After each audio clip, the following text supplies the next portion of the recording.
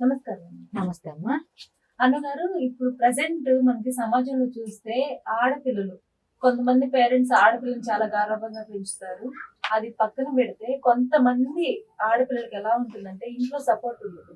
Marriage చేసేస్తారు. ఒక marriage age రాకముందే మ్యారేజ్ చేసేస్తారు. పెళ్లి అయిపోయిన తర్వాత భర్త దగ్గరికి వెళ్ళిన తర్వాత అంత బాగుండిద్ది అనుకుంటారు. అక్కడ అత్తమామల టార్చర్ స్టార్ట్ అవుతుంది. లేదా భర్తకి సాడీలు చెప్పడం వల్ల భర్త టార్చర్ కూడా మనకి స్టార్ట్ అవుతూ ఉంటుంది. భర్త వదిలేసిన తర్వాత ఆ పిల్లలకి ఎళ్లి పేరెంట్స్ దగ్గర ఉండలేరు. అట్లా అని చెప్పేసి సొసైటీలోనూ ఉండలేరు. అసలు అలాంటి వాళ్ళు ఏం చేయాలో తెలియక సూసైడ్ చేసుకునే వాళ్ళు ఎక్కువైపోతున్నారు. అలాంటి వాళ్ళకి అసలు ఏం చెప్పాలనుకుంటున్నారు? అంటే మన దౌర్భాగ్యం ఏంటంటే అమ్మ, మన భారతదేశంలో భర్త చనిపోతే ఇంకా ఆడపిల్ల అందరికీ బరువే, పుట్టింటికి బరువే, భూమికి భారమే, అందరికీ భారమే, అందరికీ చులకన చూపే అన్న విధంగా కొన్ని ఫ్యామిలీస్ లో ఉందమ్మా. అందరికీ కాదు, కొంతమంది బానే అమ్మాయికి సపోర్ట్ చేసి ఎంకరేజ్ చేసి కొంచెం పిల్లలు ఉంటే పిల్లలకు సపోర్ట్ చేసే వాళ్ళు కొంతమంది ఉన్నారు. కొంతమంది మహాత్ములు ఉన్నారు, తల్లిదండ్రులు. వాళ్ళందరికీ ఎలా అంటే వాళ్ళని రెండు చేతులు ఎత్తి నమస్కారం పెట్టొచ్చు. ఎందుకు అంటే వాళ్ళు చేసే ఆ నీచమైన పనులకి. పిల్లలు కూడా భర్త చనిపోతే ఇంకా ఇంట్లో ఉండనివ్వరు, ఏదో ఒకటి చేసుకొని బతుకు, చస్తే చావు అంటారు. ఆ అమ్మాయి సపోర్ట్ కోసం ఎటువంటి చదువు ఉండదు, చదువు సంధ్య లేకుండా 15-16 సంవత్సరాలు ఇంట్లోనే ఉంచుతారు. వయసు వచ్చిందని ఇచ్చి పెళ్లి చేస్తారు. చివరికి అక్కడికి వెళ్ళిన తర్వాత అక్కడ హౌస్ వైఫ్ గానే అమ్మాయి లైఫ్ క్యారీ చేస్తూ ఉంటది. కొన్ని సంవత్సరాల తర్వాత ఒక పిల్లాడు, ఒక ఇద్దరు పిల్లలు పుట్టిన తర్వాతను ఏదో ఒక సందర్భంలో అతనికి ఏదో సంథింగ్, ఏదైనా హెల్త్ ఇష్యూ రావడం, లేదంటే ఏదైనా ప్రకృతి అతని మీద కోపంతో అతని పైకి తీసుకెళ్ళినా కూడా ఏదైనా హెల్త్ ఇష్యూస్ వచ్చి ఇంక ఈ అమ్మాయి ఒంటరి అయిపోతుంది. అప్పుడు ఇక్కడ పుట్టింట్లోనూ ఇంట్లోనే ఉంది, పెళ్ళైన తర్వాత భర్త దగ్గరే ఉంది. సో ఆ అమ్మాయి లైఫ్ అంతా కూడా 4 గోళ్ల మధ్య ఉంది. చదువు లేదు, బయటికెళ్ళి బతకడానికి బయట ప్రపంచము తెలియదు, టెక్నాలజీ తెలియదు, తల్లిదండ్రులు, భర్త, ఇల్లు. ఈ కాలము, ఈ 4 గోళ్ల మధ్యలోనే ఆ అమ్మాయి కాలం అంతా నడిచిపోయింది. చివరికి భర్త వెళ్ళిపోయాడు. ఇంకా అమ్మాయి ఇప్పుడు ఏం చేయాలి? ఆస్తులు కూర్చొని తినేంత ఆస్తి ఉండదు. సో అటువంటి ఆడపిల్ల పరిస్థితి ఏంటి మరి? సొసైటీలోకి వచ్చిన అమ్మాయికి బయటకు వచ్చి సంపాదించాలి అంటే ఎటువంటి నాలెడ్జ్ ఉండదు, ఎటువంటి చదువు లేదు, టెక్నాలజీ తెలియదు, కనీసం కమ్యూనికేషన్ తెలియదు. పోనీ పుట్టింటి వాళ్ళు సపోర్ట్ ఇస్తారా అంటే అది ఆడపిల్ల అత్తింట్లోనే ఉండాలి భర్త చనిపోయినా. లేదు అని అంటే మా దగ్గర డబ్బు లేదు, మేము అంతంత మాత్రంగానే ఉన్నాము, రేపు నా కోడలు నాకు అన్నం పెట్టదు నీకు అన్ని పెడితే అని వీళ్ళు కూడా సూటిపోటి మాటలతో బయటికి పంపిస్తారు. అంటే అలాంటి ఆడపిల్లల పరిస్థితి ఎలా ఉంటదంటే అమ్మ, అసలు ఎందుకు పుట్టాము, మమ్మల్ని ఎందుకు కన్నారు, అసలు నేను ఎందుకు బతుకుతున్నాను అని ఆ అమ్మాయి చావలేక బతకలేక కళ్ళమ్మటి నీళ్లతోటి పిల్లల కోసం జీవితాన్ని కొనసాగిస్తుంది, లైఫ్ ని లీడ్ చేస్తారు. సో ఎందుకు అనంటే తల్లిదండ్రులే కొంతమంది ఆడపిల్లల లైఫ్ లో విలన్స్ ఉన్నారు. కాకపోతే వాళ్ళు బయటకు వచ్చి చెప్పుకోలేరు.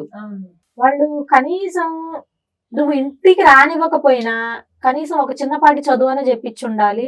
లేదు అంటే వాళ్ళకి కనీసం సైడ్ నుంచి ఎంకరేజ్మెంట్ అన్న ఇవ్వాలి, స్కిల్స్ అన్న నేర్పించాలి. ఏదో ఒకటి ఉంటే ఆ అమ్మాయి ఈ రోజు వీధిని పడేది కాదు కదా, ఆ అమ్మాయికి ఆ పరిస్థితి వచ్చేది కాదు కదా. మీ చేతుల్లో ఉండి మీరు చెప్పినట్టు వినబట్టే కదా ఆడపిల్ల పరిస్థితి అలా అయింది. సో అటువంటి ఆడపిల్లలందరూ ఏం చెయ్యాలి అని అంటే, ఎవరూ లేరు నాకు నేనే హీరోయిన్ని, సో నా బతుకు నేనే బతకాలి అని అందరినీ మర్చిపోయి బయట ప్రపంచంలోకి వచ్చి అడుగు ముందుకు వేసి అసలు నీకేం కావాలి, నువ్వు ఎలా బతకాలి, నువ్వు అసలు అన్నం కావాలి అంటే నువ్వు ఎలా సంపాదించుకోవాలి అనే జ్ఞానాన్ని నేర్చుకోమని చెప్తాను. బయట షాప్స్ ఉంటాయి, చాలా ఉంటాయి, వెళ్ళి నాకు పని కావాలి అని నోరు తెరిచి అడగడంలో తప్పు కూడా లేదని చెప్తాను. సో నిన్ను నువ్వు డెవలప్ చేసుకోవాలి. ఎటువంటి సపోర్ట్ లేని పేరెంట్స్ గురించి, అత్తమామల గురించి ఏ ఒంటరి మహిళ కూడా, ఏ డైవర్సీ ఉమెన్ కూడా డిప్రెషన్స్ లోకి వెళ్ళకూడదు అండ్ సూసైడ్స్ చేసుకోకూడదు. నా బతుకు ఇంతే, నేను ఇంతే అని ఉండకూడదు. ఎందుకంటే నేను చాలా కౌన్సిలింగ్స్ చూస్తాను, వాళ్ళ పరిస్థితి, ఒక్కొక్కళ్ళ పరిస్థితి ఫోన్లు చేసి చెప్తుంటే ఉంటది అసలు కళ్ళమ్మటి నీళ్లు తిరుగుతాయి. ఏందిరా దేవుడా ఈ బతుకు, అసలు ఏం తప్పు చేశారని వీళ్ళకి ప్రాబ్లమ్స్ అని చాలా బాధేస్తుంది. సో ఎంకరేజ్మెంట్ అనేది లేదు, అవేర్నెస్ లేదు ఈ అమ్మాయిలకు కూడా. అండ్ భయం, బయటకు వస్తే ఏమవుతుందో, అవును, మెయిన్ అదే మరి. బయటకు వస్తే ఏమవుతుందో, బయట ఎలా ఉంటుందో సమాజం, మేము ఎలా నేను లీడ్ చేయగలనా లేదా అని ఆ భయంతో చాలా మంది బయటికి రాకుండా ఉంటున్నారు. అవును. 4 గోళ్ల మధ్య ఉండడం, వాళ్ళే కుమిలిపోవడం, వాళ్ళ ప్రాబ్లమ్స్ ని ఎక్స్ప్రెస్ చేసుకోలేకపోవడం చాలా ఉందమ్మా లోపల. ఆడపిల్ల, ఒక ఆడపిల్ల అంటే వాళ్ళకి కడుపు చీల్స్తే కాళ్ళ మీద పడుద్ది అని ఒక సామెత ఉంది చూడండి, అవును. అలా ఉంది ఆడపిల్ల బతుకులు కొంతమంది, అందరి కాదు. సో అందుకని కొంచెం తల్లిదండ్రులు కూడా ఆడపిల్లలకి కని పెంచి అక్కడికి ఇవ్వడమే కాదు, ధైర్యాన్ని కూడా ఇవ్వమని చెప్తాను, స్కిల్స్ నేర్పించమని చెప్తాను. ఏదన్నా అక్కడ సమస్య జరిగి భర్త చనిపోతేనో, విడాకులు ఇస్తేనో, లేదంటే వాడు వదిలేసేటన్నా చస్తేనో ఆ అమ్మాయిని తీసుకొచ్చుకొని మంచి చెడు మీకు నేనున్నాను అనే ధైర్యాన్ని ఇవ్వమని చెప్తాను. డబ్బు ఇవ్వమని చెప్పట్లేదు, ఆస్తులు ఇవ్వమని చెప్పట్లేదు, ఓన్లీ ఒక్క ధైర్యాన్ని నేను చెప్తున్నాను. ఎందుకు అనంటే ఒక మనిషి ఎదగాలి అంటే ఫస్ట్ వాళ్ళకి ఎంకరేజ్మెంట్ అనేది అవసరం. ధైర్యము, నేనున్నాను అనే ధైర్యము అనే ఈ 2 ఇచ్చే మనుషులు ఉంటే చాలు. వాళ్ళు ఎటువంటి ధనాన్ని, ఆస్తుల్ని ఇవ్వవలసిన పని లేదు. మీ ఎంకరేజ్మెంట్ తోటి ఆ ఆడపిల్ల ఎంత దూరమైనా వెళ్తుంది, ఏదైనా చేస్తుంది. ఇది ఒక్కటి నేను తల్లిదండ్రులను కోరుకుంటున్నానమ్మా. అన్నగారు ఇంకోటి ఏంటంటే అసలు తల్లిదండ్రుల సపోర్ట్ లేదు, భర్త లేడు, మరి బయటకు వచ్చి నేను బ్రతకగలనా అని కొంతమందికి ఉంటూ ఉంటుంది. పక్కన వాళ్ళు ఏంటంటే నువ్వు ఆ ప్లేస్కి వెళ్తే ఉండలేవు, అక్కడ ఇట్లా ఉంటుంది అట్లా ఉంటుంది అని మనం భయపెట్టే వాళ్ళు ఉంటారు, ఉన్న భయానికి ఇంకా భయాన్ని యాడ్ చేసే వాళ్ళు ఉంటారు. అసలు అప్పుడు మనం డెసిషన్ ఏ విధంగా తీసుకోవాలి? అంటే దీంట్లో నెగిటివ్ పాజిటివ్ 2 ఉంటాయి. ఎందుకు అంటే ఫస్ట్ నువ్వు కరెక్ట్ గా ఉన్నావా లేదని చెక్ చేసుకోవాలి. నువ్వు ఎక్కడికైతే, ఏ ప్లేస్ కి అయితే వచ్చి నువ్వు జాబ్ చేయాలనుకుంటున్నావో, సో ఆల్మోస్ట్ ఆఫీసెస్, జాబ్స్ అని అంటే అందరూ ఎడ్యుకేటెడే ఉంటారు, కాకపోతే రకరకాల మనస్తత్వాలు వాళ్ళు ఉంటారు. బట్ అవన్నీ నువ్వు పట్టించుకోకూడదు.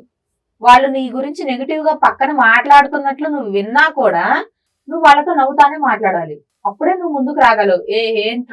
ఏంది నా గురించి నువ్వు తప్పుగా మాట్లాడుతున్నావు అని నువ్వు ఎప్పుడైతే రివర్స్ అయ్యి వాళ్ళని కొట్టడం, తిట్టడం చేస్తావో నువ్వు లైఫ్ లో ముందుకు వెళ్ళలేవు.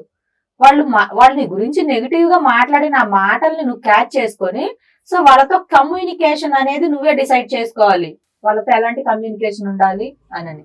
అండ్ బయటకు వస్తే మనం బతకగలమా లేదా అంటే ముందు నువ్వు తెగించి బయటకు వస్తేనే బతుకుతావో లేదో తెలుస్తుంది. 4 గోళ్ల మధ్య ఉంటే నువ్వు పస్తులే ఉంటున్నావు, నీకు ఊపిరే పోయేలాగుంది. సో అదేదో నువ్వు బయటకు వచ్చి ఇక్కడ నీ ఊపిరి పోయే వరకు నువ్వు పోరాడు, సక్సెస్ అవుతావు. కాకపోతే ఈ ఆలోచన, ఈ భయం అనేది తీసేయాలి.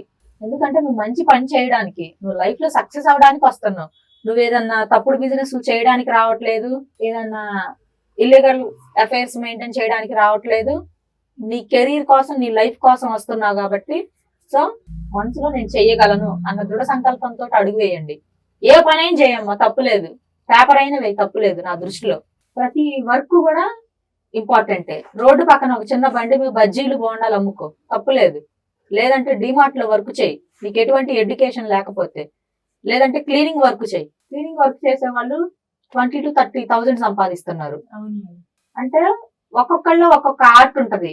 అందరూ లగ్జరీగా తిరగాలి, ఆఫీస్ లో కూర్చోవాలి, డిగ్నిటీగా ఉండాలి అని కాదు. సో నీకు తగ్గ జాబ్, నీకు తగ్గ వర్క్ ఈ ప్రపంచంలో ఏదో ఒకటి ఉంటది. నాకు తగ్గ వర్క్ నాకు ఉంటది. కాకపోతే నీకు కష్టపడే తత్వం ఉంటే నువ్వు ఎక్కడికి వెళ్ళినా కూడా సక్సెస్ అవుతావు. అది. Thank you.